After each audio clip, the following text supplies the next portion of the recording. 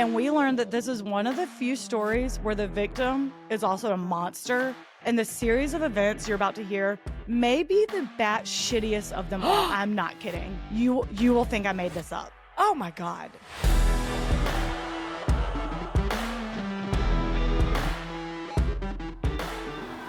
Well, we're on our third snow day of the year, and it's nothing. I'm sorry, I want to bitch for a second. Oh God. No one, okay. There is not a drop of ice or snow on the ground here in Asheville yet. My kids are downstairs screaming their little heads off. They got to go back from Christmas break for one day. I'm just saying. Yeah. October, 20 days off, warranted. 2 snow days in November, one of them warranted, one of them not. A week for Thanksgiving, 2 weeks for Christmas. One day back, another snow day. I cannot take it. So there you go. So we're That's what changing it the is. name of the podcast to School is the Worst. School guidelines on weather is the worst. I get if you have buses, but we don't have buses. Get out of here. Still using my Santa mug though, so that's what counts. That's what's keeping you going. One thing we want to touch on before I get started on my story is Ransom and Jepson Roughcorn. Yep. You want to touch on this? Rebecca did a 2-parter TikTok.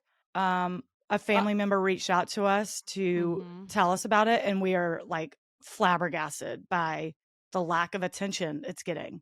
I mean, it's insane. Yeah, their aunt emailed us, and I'm happy to help any way we can. There's no Amber Alert. That's my biggest question I've been getting. Why is there no Amber Alert? Well, tell the synopsis. I'm sorry. Synopsis. I'm so sorry.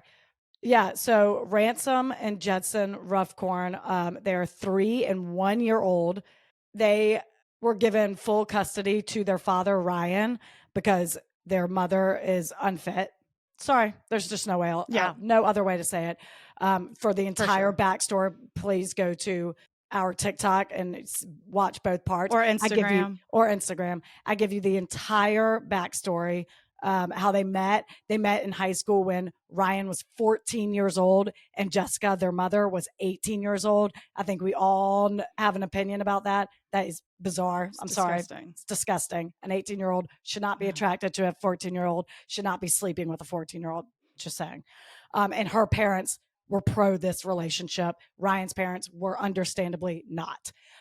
Anyway, so Jessica's parents put a wedge between Ryan and his parents and let Ryan move in with them at 17 years old. And eventually they get married when Ryan, I think, is 20 years old. So Jessica and her entire family are bizarre. And frankly, dangerous. So anyway, there's been a custody battle. Ransom, the 3-year-old, was found with fentanyl in his system, and it came from Jessica's house. So they took the kids and said, Ryan, you are getting full custody. We are taking those kids. And so the DCS, Department of Child Safety, went to go get them from Jessica's parents' house, and they are gone. No one has seen Jessica, her father, her mother, or those boys since November 18th. This is batshit. And it's happening in Arizona. They're somewhere out in Maricopa County, which is, I know, huge. I mean, well, Phoenix, no, they're not. All of that. They're not there anymore. That's where they left from. Wow, there's not enough coverage on this. That's not like they would be easily identified. People in Maricopa County have commented being like, I've not heard one thing about this. Oh, yeah, that's true. They could still be there, maybe. They could still be there. And people are like shopping next to her at the grocery store and like, oh, I didn't know you were a dangerous twat. I would have called police. Right. There's a warrant out for arrest. There's no Amber Alert for those boys, and everyone's asking why. I believe it's because there's not confirmed car description on where they are. Some states require that you have a car description in order to issue an Amber Alert. And I did ask Stephanie. She said that Jessica has an Xterra, but and she even gives a license plate. But she said their property is huge. They have a storage of locked car. They have no idea what car they're in. So I'm guessing that's why there's no Amber Alert. That's very important for an Amber Alert. They will not issue one unless you know a car description, which Oh, they will? I thought that Yes. was across the board. They're very strict about that, which is Maybe it is. in this situation, I'm like, fine, maybe she's driving her exterior around. Then then make it like a wanted person. It doesn't have to be an Amber Alert. Maybe bolo. we're just looking for her. Bolo. Be it Bolo on that Xterra. The family owns 3 different cars, and due to the size of their property and not being able to access all the locked areas, we haven't been able to verify which vehicles they may have taken. However, Ryan told me Jessica's car is a tan Nissan Xterra. The plate is CXA1RN. Damn. And I'm gonna out. I mean, there are babies involved, and it made me teary Yeah. on my Instagram and TikTok. I can't talk about it too much. I will blast that license plate. A tan Xterra. Oh, yeah. Everyone Tan look out. Xterra. Arizona plates. Arizona. And I just canceled out the But email. not necessarily. Yeah. Yeah, if you see those, go to our Instagram or TikTok and look at those pictures. If you see someone or anyone that looks like her or her parents or those little boys, it's not necessarily Nextera. Could be anything. So just Right. Bolo. Bolo. Let's get those babies safe into a safe house with a great father who just wants his boys back. He is sweet. Okay. Now today I'm telling y'all about James Duncan. Sources, court documents, a few small clips from newspaper archives, not a ton of those, but the ones I used were Grand Rapids Press and Bluefield Daily Telegraph, and an episode of Heartland Homicide. Never heard this before, but I Googled the case and that popped up. You can watch it on Peacock and I think maybe Amazon if you're interested. Endless TV shows out there that you've never heard of that I'm like, wow. To be honest, they've had one season. It's not a great one. There's like reenactments, but I mean, they literally, there's nothing on this case. There's really not. So I had to really dig. Okay. I originally heard of it from a episode of Small Town Murder, literally over 5 years ago, I think, maybe around 5 years ago. And I remembered it and I was like, what was that? So I Googled it. Sorry, I don't know what episode. I haven't listened to it since. I just remember the synopsis and I was like, oh, right. That was insane. Right. So Cleo and James Duncan met in the late 1970s in Layland, West Virginia. Layland is a tiny town with less than 2,500 people today. So just imagine it 45 years ago. Cleo had 3 sons from a previous marriage, Jerry, Joey, and Bobby. They're 17, 16, and 12 years old. In 1980, Cleo and James had a baby girl together. So the new family of 6 moved into a small house right next door to Cleo's mom, 55-year-old Dorothy Grubb. There's not a ton of job opportunities in Layland, West Virginia, as you can imagine.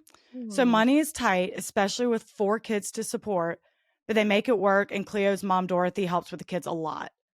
On the morning of January 29th, 1983, a 911 call came in from a frantic Cleo who said James went out to a bar the night before and never came home. Immediately, police are thinking nothing nefarious happened to him. Maybe he stayed out all night partying and he'll turn up. But it's a tiny town, so they offer to drive around and look for him so they can tell him, like, go home, your wife's worried, have a sip of water. Right. Here's some bread. Here's some bread and water. Walk in like nothing's wrong. Stumble up the back stairs and walk gracefully out the front door. As our sorority. What was that, initiation? I don't know. Yeah, I guess. Oh, something. That's what you're supposed to do as a lady. Get plastered, stumble up those back steps, but walk gracefully out the front door as a lady. A Kappa is a girl who can stumble up the back steps and walk gracefully out the front door. That's what it was. The fuck I can. I dance out the front door if I'm not drunk. You're screaming, they call me Rebby. That's not my name. Remember that's what I used to do in college when I was wasted. As they're driving around, they spot a truck down an embankment next to the New River, which is the name of the river. I'm not saying it's a new river. It's an old river. But the name of it is New River. Okay. They ran the plate, and it turns out to be James's truck, but he's nowhere to be found. So now they're scared that he wrecked his car on the way home from the bar, got out of it, and in his disorientation got swept away by the river. Yeah. They start searching the river, but it's big, it's murky, the current's kind of strong, so days go by with no luck. 3 days later, in the early morning hours of February 1st, 1983, police in Hinton, West Virginia, which is about 30 miles away from Layland, come across a car parked on a bridge. The car is running, and it looks like someone's throwing something off the bridge and into the river. As soon as the cop car pulls up, the car speeds off, and the person on the bridge runs off into the woods. Not at all sketchy. Right. But for some reason in my mind, I'm envisioning a haunted bridge. Like it's like a ghost. Oh, I don't know why. it is now. Oh, God. Because the two cops jump out of the car and they try to run after the person going through the woods, but it's dark. There's no use. So they go to see what was being thrown off the bridge and discover the body of a man hanging upside down by his foot. His foot's lodged in the bridge's structure, and he's just hanging there. Oh, God. This is like my Michael Vega. Matthew. See, I know. Matthew Vega. I said I always call him Michael. Oh, God. That's my bonus episode. That was a people. bonus episode. Subscribers and patrons, you know what's up. I know. And during that episode, I said, wait, I have an upcoming story where something that happens. Yeah. So here we are. Oh, here it is.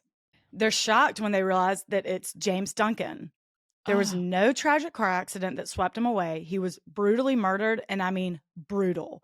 His body is mutilated. Ooh. His heart and lungs were cut out of his chest. Oh, there's professionally? Was it a medical? Hole. Was it a medical professional? No. We'll see. We'll see. We'll get there. We'll get there. But no. Okay. This is a shocking sight for these two Hinton, West Virginia policemen. I have no doubt. They somehow get him down. I wish I knew how. They go and break the news to Cleo and the rest of the family, and they start the investigation. Duh. With any murder, the spouse is always a person of interest. This is no exception. But with the way he was killed, they knew it was very unlikely given how disgusting this is. Right. Usually if a wife kills her husband, she'll shoot him and be done with it, not cut out vital organs and then try to throw him off a bridge. Right. Yeah. And then take her 4 kids to school. Like, women in general probably aren't going to do that. I mean, gross. Ew. They asked Cleo if she could think of anyone who would do this, and she didn't know of anyone. So they go to the bar where he was the night he went missing, and the bartender working that night said that James was a regular, and he seemed to be agitated that night. So investigators think maybe if he was in a mood and got mouthy, he pissed off one of the other patrons. Maybe that led to something. They talked to as many people as they could who were there that night, but nothing's panning out. They talked to everyone in town pretty much. Again, Layland's tiny. Everyone knows the Duncans. Rumors are flying, so police explore every single one of them, see if any truth is behind it. They even explore the possibility that this could be completely random, maybe even a copycat of the serial killer known as the Mad Butcher, who terrorized this area from 1962 to 1964. This guy killed 7 men, and all of them were shot first, then dismembered or mutilated. The killer was never caught, and when the murders suddenly stopped in 1964, they figured he was dead or in prison for another crime. And now 18 years later, James Duncan is found mutilated, and an autopsy shows that he actually was shot first. They found a .22 caliber bullet in his body, and his heart and lungs were removed post-mortem. So it's the exact same MO as the Mad Butcher. So they're thinking it could be a link, but that doesn't really go anywhere. Finally, they look back at the family and bring in 17-year-old Jerry, Cleo's oldest son, to see if how things were at home. It's not uncommon that a stepson and stepfather don't get along. So could he have done this? Sure. Jerry tells them that his relationship with James wasn't great. Then he really lays into what an asshole he was. And with this spiel, he's becoming number one suspect. Right. Why do people just feel that they can just dump their hatred towards a victim to police? Like, oh God, since you're asking, let me tell you, I feel like we hear that time and time again, where it's like, I know I didn't do it, but that guy was a dick and blah, blah, blah. Oh, it's like, your last story. Sorry, I can't think of it. Aspen. Where like the wife's like, no, I didn't do it. But Nancy Pfister. Man, Nancy Pfister was a bitch. I'm like, wow. Know your audience. And these audience are detectives and her murder. Yeah. Be careful. Right. But this, I also wonder too, though, this is a very small town. So I wonder if they all know each other. Like, he's like, you know Jimmy. Yeah. He's an asshole. You know that. And the detective's like, yeah. Sure. Who knows? But either way, with this, he's becoming number one suspect. Realizing that this kid may be going down for murder, Someone steps up and gives a full-ass confession. That's nice. Is it? Well, I mean, you'll come to learn. it's not You'll nice. come to learn there is nothing nice about this. I don't know why I said that. Oh, God. Well, I mean, that he didn't let a kid take the fall. Yeah, no, I get what you He's meant. a sweetheart. It's sweet. Cleo Duncan sits down with police and says, okay, I'll tell you what happened. And we learned that this is one of the few stories where the victim is also a monster.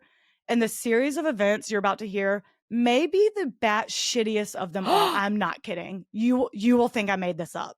Oh, my God. Here's what happened. Tell me everything. During the early morning hours of January 29th, 1983, Cleo was woken up by a very drunk James who had just come home from the bar and was hungry, so he demanded she get up and make him some food. Fuck off. With a 2-year-old at this point, like sleeping. No, I'm exhausted. Get out of here. Anyway, Cleo doesn't want to start a fight and wake up the kids, so she appeases him and makes him a bowl of soup, which he felt wasn't adequately heated, so he threw the bowl across the room. Similar to what Rebecca would do if someone burped while she was eating. However, I will say, if I'm drunk, soup is not what I want. But I get her because I'm like, no, I'm heating this up. I'm putting it in the microwave. Be gone. What a dick. Yeah, right. So similar to how Rebecca did that, but in fairness, Rebecca was a bratty little kid, not a grown ass adult. Right. Still unacceptable nonetheless for you two. But I'm looking it's at you. arguable that bratty kids are kind of like drunk adults. That's not arguable. That's fact. That's facts. That's just science. Cleo asked him to please calm down and offers to make him another one. And that's when James notices that the fire in the wood stove had gone out, and this sends him into a fury. He took this personally because he was out on such a cold night and they let the heat go out on purpose so he'd get cold. Meh. So he took his ball and he went home. Cold. That's right. So paired with the cold soup, now he's irate and he charges after Cleo and starts hitting her. Somehow she escapes his grasp and runs out of the house, but he chases her and brings her back in. Oh my God. Here's a fucking blanket. I'll make you snug as a bug in a rug. I know. That's not good enough. The fight is so loud that it wakes up 17-year-old Jerry, who came out to tell James to leave his mom alone, something he had sadly done several times before. So then James shifts his anger to Jerry and starts beating him up. A struggle ensues, and then Jerry runs outside, but again is dragged back in. Oh my God. By now, the commotion is so loud that the two other boys, Joey and Bobby, wake up and go out there. And you know that poor baby girl who's, again, 2, is just wailing in her crib. I mean, I don't know for sure, but you know, of course. James makes Cleo and the 3 sons sit down at the kitchen table and starts lecturing them on how to keep a fire going in a wood stove, all while shaking a huge kitchen knife at them, like using as a pointer as he lectures. Oh, God. I bet he is such a mansplainer. God. Oh, clearly. He then grabs the .22 caliber rifle that they kept behind the kitchen stove. I do not know why. I don't know why there's a gun back there. I feel like that's dangerous. Yeah, it seems real dangerous. But James grabs it. He's waving it around and pointing it at them, yelling that if they had acted better, he wouldn't have to do this. He's just a real asshole. Oh, God. Oh, I thought he was about to like point it and shoot it. Okay. Keep going. Sorry. No, he wouldn't have to be terrorizing them like this, waving the knife, waving the gun, lecturing. So this is their fault. Yeah. Mm-hmm. By now, the screaming is so loud that Cleo's mom, Dorothy, who again lives right next door, is startled awake. Stop. She runs over and sees this horrifying scene. She begs James to calm down and put the gun away, but trying to reason with him obviously isn't working. So 55-year-old Dorothy pounces and wrestles the gun away from him. Dorothy! He then charges after her to get it back, and scared out of her mind, she acts fast and shoots him right in the chest. Dottie had to do what she had to do. Listen, a grandmother who loved gardening and was very active in her church just killed her abusive son-in-law in front of the entire family. And upon hearing this is all within Cleo's confession, the investigators are like, Okay, clear self-defense with a bunch of witnesses. Why did we find him mutilated and dangling off the bridge? And Cleo's like, shh, I'm getting to the part where we make the situation so much worse. Oh my God. Okay. So back to what happened that night. James is dead, and now the family's like, shit, now what? They decided they should bury him in the backyard. So Dorothy and Cleo make the two oldest boys, 17-year-old Jerry and 16-year-old Joey, start digging. When they're done, they drag James's body outside and bury him. Next, they need to get rid of his truck and make it seem like it was an accident. So Jerry and Cleo drive his truck, and Dorothy follows behind in her car. The idea is for the cops to find the truck in the river, so they think it was a car accident. But when they push the truck off the riverbank, it gets stuck in the mud and just sort of stops at the edge of the water. And they can't go down there to try to push it into the water because then they create footprints. So they're like, oh, well, I guess this is fine. Oh Let's my go home. God. And James, meanwhile, and his soul has risen up and like, let me explain how to drive a fucking truck type thing. Yeah, exactly. While waving a damn machete. Yeah. This is like the worst we've spoken of a victim. He sucks. Yeah. So they push the truck. It doesn't go where they want it to go. It just kind of stops. So they're like, okay, let's go home. They go back up to Dorothy's car to leave and realize that she locked her keys in her car. Stop. They can see the keys in the ignition and the doors are locked. Just bust it. Why is that not an option? But it's not. And it's 1983, so they can't whip out a cell phone to call someone for help. I don't know why they're not grabbing one of the million rocks that I'm sure are around there and throwing it through a window, but they're not. And they are frantic about what they need to do. Seriously. And then one of the things I do remember from that small town murder episode is a very good point. Why did she lock her car? Yeah. What's happening? You're going to jump right back in and speed away, right? So you need that shit to be unlocked. Why are we locking it? Why are we closing the door? Leave it ajar. What are we doing? Mm-hmm. What are you scared of? Is there a lot of foot traffic you're worried about? You're pushing a car into a river. So I thought that was not a bad point by James, whatever his last name. Yeah. Pellegrino, whatever. Finally, someone drives by and asks if they need help. And they're like, yes. What? Okay. That's stupid. I know. Shield your face and run the other way. Okay.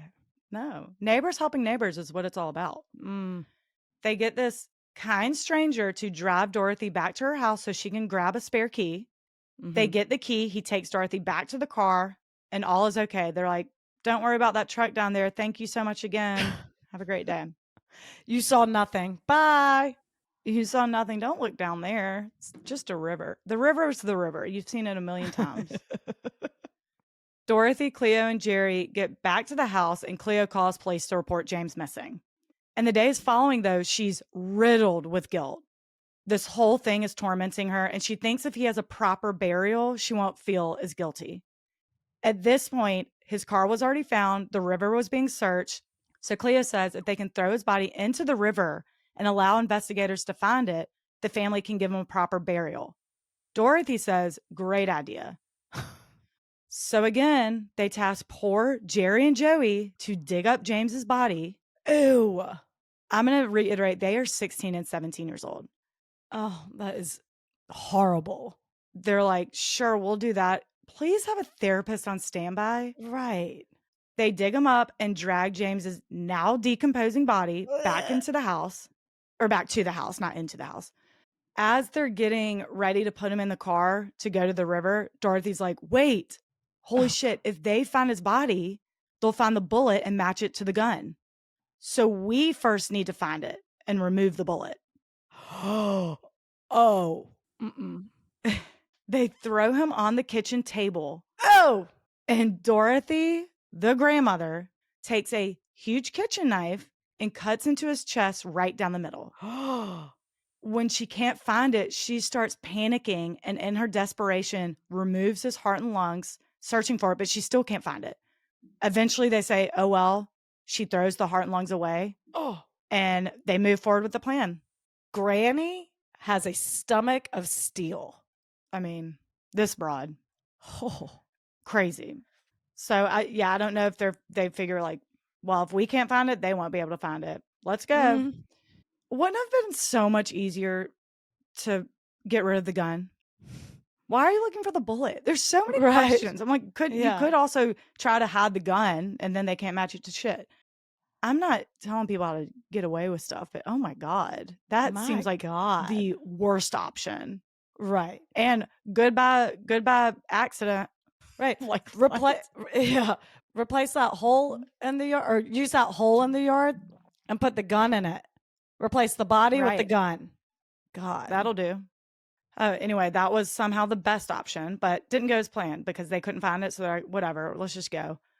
Dorothy, Cleo, and Jerry get to Wiggins Bridge in Hinton, West Virginia, again, about 30 miles away. And when they throw him off the bridge, his foot gets caught in the structure and he's left hanging there. And they're like, oh shit, now what do we do? Hurdle number 95. They do the same thing they've done 2 times before regarding James' dead body. They make 17-year-old Jerry, I'm going to keep saying his age, Yeah. climb under the bridge and try to dislodge it. Oh my God. As Jerry is now for the 3rd time dealing with the corpse of his abusive stepdad, headlights come across the bridge. As it gets closer, they realize it's a Hinton police car. Oh my God. And what do? Run. Dorothy and Cleo speed off in the car, leaving 17-year-old Jerry to fend for himself. Oh my God. These are all monsters. Everyone in the story except Jerry. Poor guy. So Jerry takes off into the woods and hides. And that's when cops look over the bridge and discover James. Oh God. Cleo and Dorothy are so panicked after they pull off that cops just caught them doing the absolute worst thing they could, and hopefully panicking that they just completely ditched the kid. Right. That they got lost going back home for hours. They ended up driving around literally hours. They had no idea where they were. They finally do. They get back home and Cleo's like, the jig is up. We're obviously fucked and we're very bad at this. Mm-hmm. So we need to go confess. Mm. They head to the police station, and on the way there, they get pulled over by state police and arrested. So they were busted anyway. Yeah. Wow. This is a bunch of klutzes. I mean, they're really not good at this. No. Nor should they be. These horrified investigators who rarely deal with murders are dealing with the most bizarre murder and cover-up of all time and the most unlawful cover-up of all time to hide something that may not have been a crime. Like, Yeah. wow. Had they just called the police right then and there and be like, oh, I just shot my son-in-law. I didn't mean to. He's charging me. He's drunk. He's waving knives around. He's right here on the kitchen floor. Right. Cops probably would have been like, oh, okay. We have children watching this. Yeah. All right. Yeah. He's waving a Bunch knife of at a witnesses. child. Oh, okay. Yeah. Ain't a gun. Yeah. Oh. Especially in West Virginia. Right. And yeah, a bunch of reliable witnesses. They're not even toddlers who can like make some. It's a 17-year-old, a 16-year-old, and a 12-year-old. They could easily be like, yeah, and this guy sucks. Let me tell you about it. Yeah. Cleo, Dorothy, and Jerry are each charged with 1 count of murder and 1 count of unlawful disinterment. I'll say. Sure. Jerry is held at the juvenile detention center while Cleo and Dorothy are somehow released on a $50,000 bond until trial. Stop. I guess the juvenile bond process is different, so poor Jerry was not released. Oh my God. He really got dragged into this. Right. They could have been charged with so much more. I mean, please. Oh my God. There were a million felonies up in there. But honestly, everyone knew what a monster James was, so I think the DA was like, meh, this is Oh fine. my God. Cleo goes to trial first and testifies to the abuse she suffered from James. She tells the entire story I just told you and is found guilty of unlawful disinterment of a body, but acquitted of murder. What?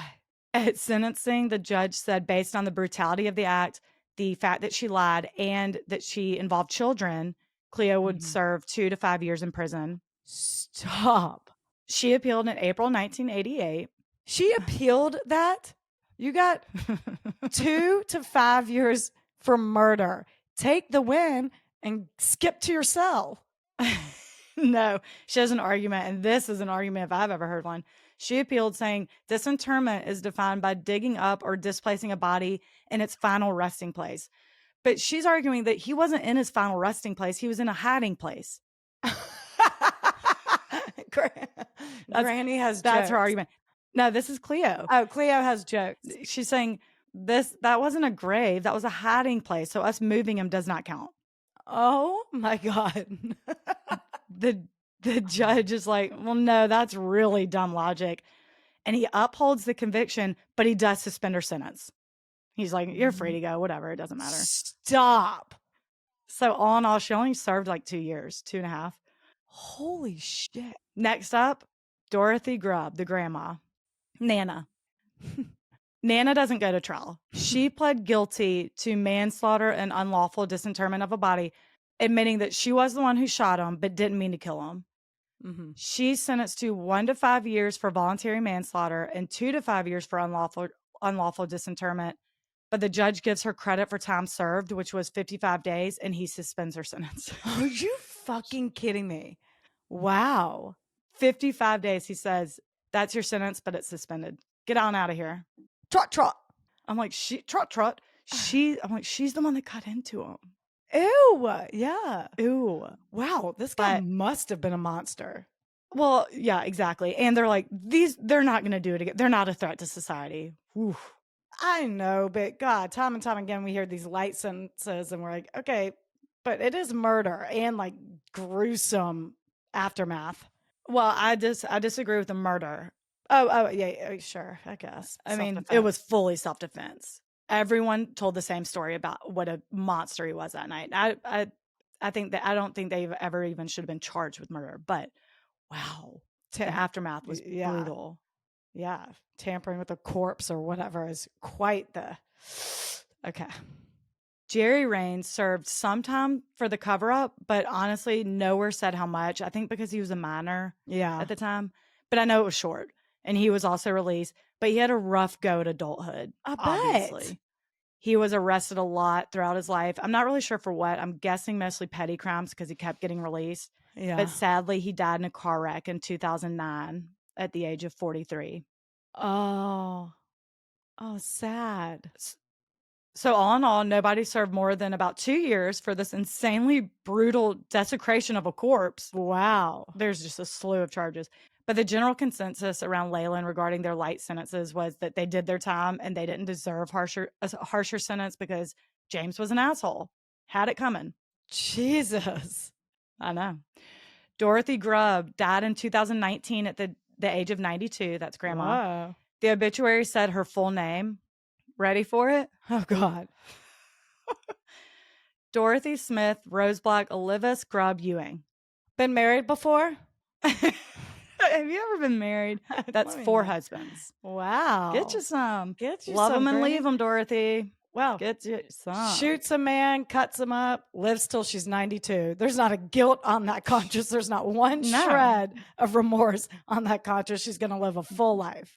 Wow. No, she saved her grandbabies and her daughter. Sure. I What does know. she care? I know. No, she was very, very remorseful immediately after the fact. Apparently, right after she did it and realized he was dead, she tried to turn the gun on herself. And everyone, the whole family jumped in and grabbed it from her. I'm like, these poor kids. Yeah, for sure. But it makes it even more surprising she didn't pick up the phone, call 911 to like, turn herself in and be like, help. What'd I do? I did something, you know? Yeah, I don't know. Cleo just died in August 2024 on her 77th birthday. Oh, really? Like a few months ago. Yeah. And that's the batshit cover-up of a murder that wasn't even really a murder. It was an act of self-defense, but geez. Wow. They weren't good at it. No. Weren't cut out to be mobsters. No. All odds were against these people.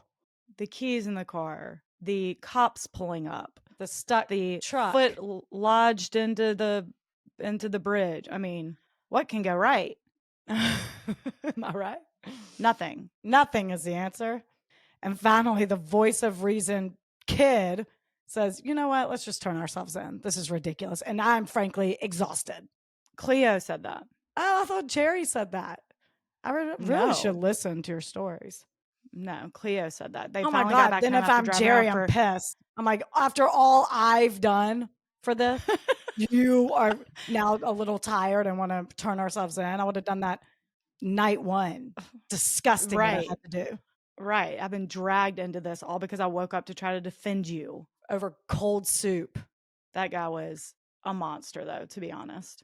We would know, if you're new here, we would never be that flippant about like a victim or a story, Never. but it's such a crazy story and such a horrible cover up that just kept failure after failure.